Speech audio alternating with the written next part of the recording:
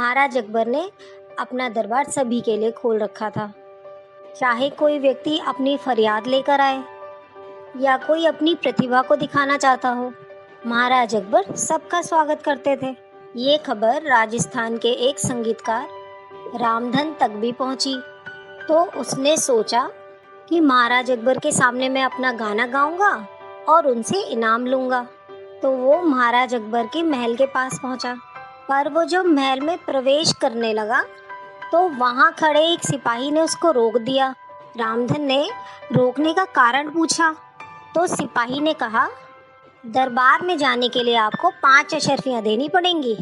रामधन बोला, मैं तो बहुत गरीब हूँ, मेरे पास तो अशर्फियाँ है ही नहीं।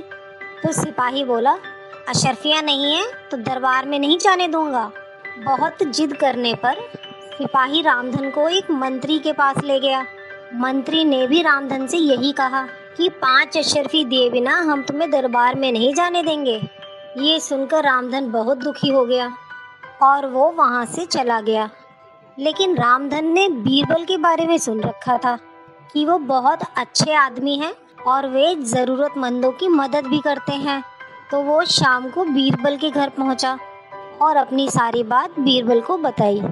किस तरह 5 अशर्फी नहीं होने से वह दरबार में नहीं जा सका।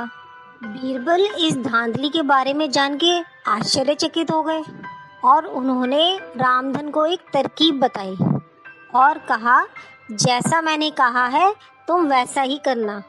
तो अगले दिन बीरबल के कहे अनुसार रामधन फिर महल पहुंचा तो उसको फिर उस सिपाही ने रोका और कहा, कल मना किया था ना कि 5 अशर्फी दिए बिना मैं नहीं जाने दूंगा।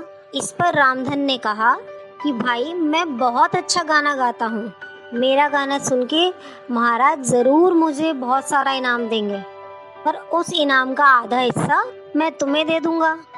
ये सुन के सिपाही को लालच आ गया और वो उस रामधन को उस मंत्री के पास ले गया। रामधन ने मंत्री से भी यही कहा कि जो मुझे इनाम मिलेगा उसका आधा हिस्सा मैं आपको दे दूंगा। सुनकर मंत्री को भी बहुत लालच आ गया और उसे दरबार में जाने दिया। दरबार में पहुंचकर रामधन ने महाराज को और बीरबल को प्रणाम किया और बताया कि वो राजस्थान से आया है और अपना गाना सुनाना चाहता है। अकबर की आज्ञा मिलने के बाद उसने गाना सुनाया, जिस पर बादशाह अकबर और सभी दरबारी बहुत खुश हुए। महाराज अकबर ने कहा, हमें तुम्हारा गाना बहुत पसंद आया, तुम हमसे जो इनाम मांगना चाहते हो हम तुम्हें देंगे। इस पर रामधन ने कहा, महाराज मुझे इनाम में 100 कोड़े मारिए। ये सुनकर महाराज अकबर चौंक गए। महाराज अकबर ने पूछा, रामधन तुम सच में इनाम में 100 कोड़े खाना चाहते हो? तो बीरबल ने कहा, महाराज यदि इसकी ऐसी इच्छा है तो इसकी इच्छा पूरी कर दीजिए। इस पर महाराज अकबर ने कहा, ठीक है भाई, कोड़े मारने वाले को बुलाया जाए। तभी रामधन बोला, महाराज मेरी एक छोटी सी विनती और सुने। मैंने अपना इनाम 2 लोगों में बांट दिया है। आधा इनाम महल के बाहर खड़े एक सिपाही को मिलेगा और बाकी बचा आधा इनाम एक मंत्री जी का है। कृपया उन्हें भी बुलवा लें ताकि मैं अपने वचन से मुक्त हो सकूं। ये सुनकर महाराज अकबर ने कहा कि रामधन हम तुम्हारी बात समझ नहीं पाए। तो रामधन ने कहा, महाराज ये तो बीरबल जी ही बताएंगे। तो महाराज ने बीरबल की तरफ देखा तो बीरबल मुस्कुरा उठे और उन्होंने महाराज को पूरी कहानी सुना दी कि कैसे दरबार में प्रवेश के लिए धांधली हो रही थी।